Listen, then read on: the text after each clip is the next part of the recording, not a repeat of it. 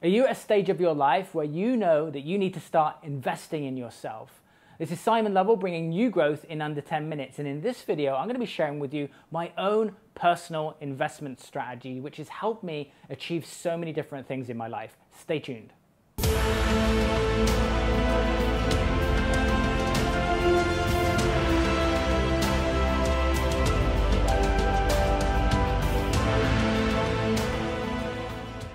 So the first thing that we need to talk about is the difference between spending and investing.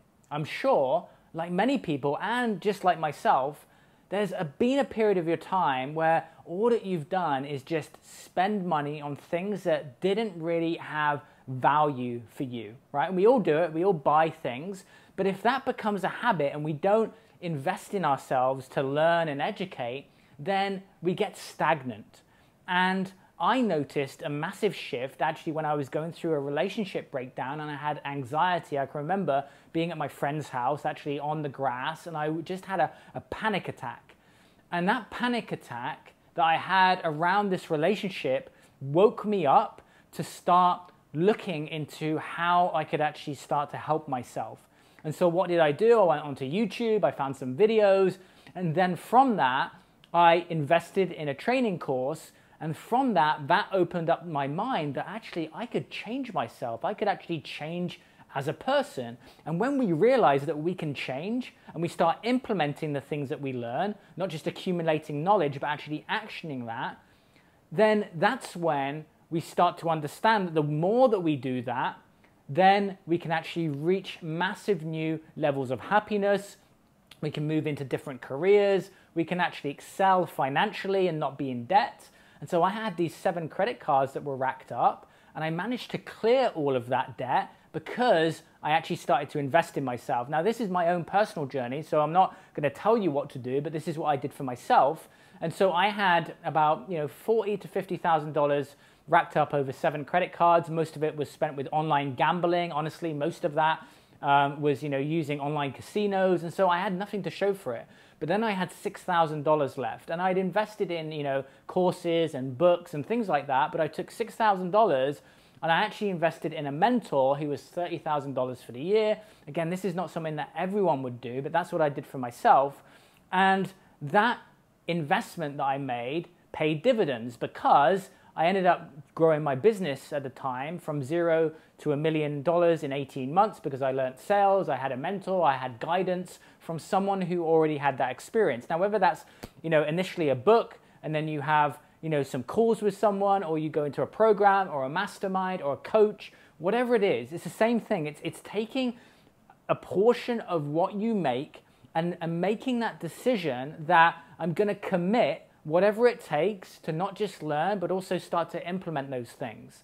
So at the small stage, if you've just got a very small amount, then that can start with videos and books and courses. But I noticed personally a big shift when I started to hire coaches and mentors. And the reason for that was that I had direct communication and they could ask me questions and course correct me. Although online courses are fantastic, the trouble is that you don't get personally course corrected according to your personal situation. So that's what happens when you hire a mentor, a coach, or a consultant. Now, what is the difference between a mentor, a coach, and a consultant? Well, a coach is able to ask you questions to move you through different challenges based on frameworks, and they have intervention tools. A mentor teaches from their own personal experience based on what they've been through, right? If they've overcome addictions or they've grown a certain business to a certain point in a certain industry, then they can teach you from their life experience. And then there's a consultant that has frameworks and systems and processes for certain, typically, areas of business. And so when I made that move to hiring consultants, coaches, and mentors, and then when I generated more money, I increased the amount that I invested, what happened was that I started to grow exceptionally. But what I did was I invested in multiple different areas. So I hired business coaches and relationship coaches and spiritual mentors and just a multitude of people to help me grow. And I made this commitment to invest and reinvest 20% of what I made back into me. Okay? So this is going to take time. It's going to take discipline. Just from, doubling the amount that you read and actually investing in a course and actually making sure that you go through it and implement the things that you're learning. All of that is really, really key. And what happens is in the body, you start to feel, wow, I'm growing, I'm evolving. That doesn't happen when we're simply spending, right? We get this short-term stimulant. It's a hit. We get this massive, shift in our body, but then that's not helping us to grow in the long term. You see, when you read a book, when you invest in a coach, when you invest in a mentor, when you invest in a consultant, when you go to an event, when you immerse yourself for 5 days, when you are able to go deep within yourself, this creates lifelong change. And that's where you really start to realize, wow, I'm not the same person I was 3 months ago, let alone 10 years ago. But what happens is if we stay as we are, but we have this desire, then there's something within us that feels off.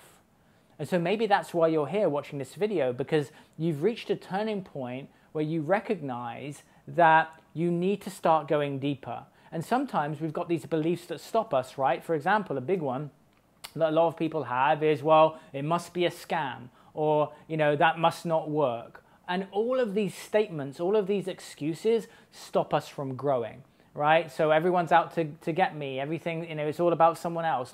We create all of these stories that actually stop us from moving to the next level. And I'm going to be honest with you.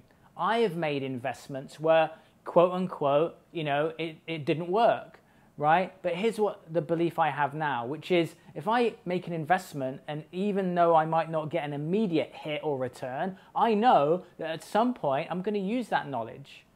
And so, I've worked with so many people over the years, and what I notice in a theme when sometimes I have a conversation with someone is that they will say, well, I did this and it didn't work, and that happened multiple times. Well, we've got to notice those patterns. Was it actually the person that we worked with or that we learned from, or was it the fact that we didn't implement it, or we weren't at the right stage of our life to implement that knowledge? It's the same with books, right? They get left on the shelf or that we read, but we read that book at the wrong time for our life. And so sometimes we need to revisit things. Now, the other thing that we need to talk about is mental association. So maybe, in the example of investing, you run a business or, you work with someone and then something, quote unquote, doesn't work. Like you run a Facebook ad or you work with a coach and something, it doesn't meet your expectations. Well, you've got to be aware of the mental associations that you then create to that situation. For example, Facebook ads don't work, coaches don't work, mentors don't work. And so those statements and stories that we create stop us from growing. So if I had had a quote-unquote negative experience with something that I'd read or invested in, and then I use those stories, that would literally put a brick wall up against my growth. And so understand that for yourself and recognize that if you want to move into the next stage of your life, that you're going to need to get over these hurdles. And, if you want to try and figure it out on your own, then that's great. But my view, and the reason why I'm sharing this video, which is there are so many people out there who have so much more life experience. They've gone on in different areas where they've mastered things, and I want to get a shortcut. So when I invest, and I've continued to reinvest in myself in business and in my personal life, I've done that with an understanding that I'm really getting a shortcut on maybe 20, 30 years of experience where someone can bring my awareness to something and help me shift. And that's happened a multitude of different ways when I've gone somewhere and invested in something.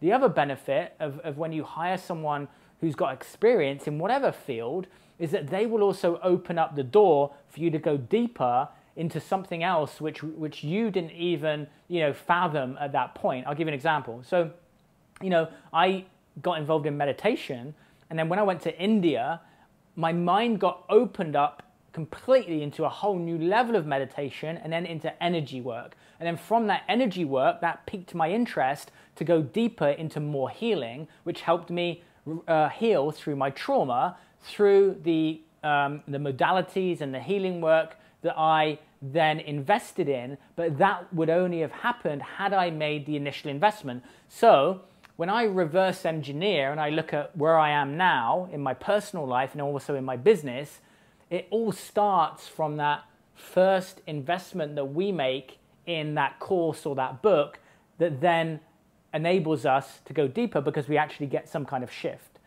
Now, if, for example, I was to say, well, I want this thing to change in my life, and I then pick this way of dealing with it, but it doesn't work that way, I just have to then commit to go, do you know what, I'm just going to carry on investing and looking at different things until I solve that personal challenge. Because if, for example, we say, right, I've got this addiction and I'm going to use this technique of hypnotherapy, and then we try that and then we work with that hypnotherapist and it doesn't work, that way of healing may not be right for us at that particular time. And so it's not that the hypnotherapist is wrong or they're not great at what they do, right? It's that maybe the technique, was not applied at the right time, or maybe we need to just go deeper, or there's something else that's reconnected and we need to revisit that. So again, we don't want to go into blame or judgment. We just need to go, okay, I'm just going to move on to the next thing. Instead of like creating this mental, story or this resentment around it, we've got to let that go energetically. So have a think about whether you've had any blocks to investment, whether you want to start to double down, and just make a decision on what you're going to commit to when it comes to investing. But understand that it's the resistance that we overcome that opens up the door. Because there's been so many times where I've been like, holy shit, this is scary. And I've moved through that resistance, and on the other side of that resistance has been a massive breakthrough. So understand that if we get blocked by fear, if we get blocked by any number of things that stop us moving through, we need to know the difference between something which is truly something not to do versus a resistance through fear. And so the way that you can address that when you want to do something is ask the question, okay, what am I fearing? Do I fear it's not going to work? Do I fear it's based on a bad association?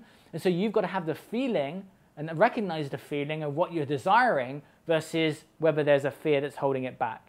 I hope this helps you when it comes to investing. If you've got any questions, post below. What's the next thing that you're going to invest in for yourself, and what percentage are you going to actually put back into helping yourself to grow in different areas of your life? I would love to know. This is Simon Lovell.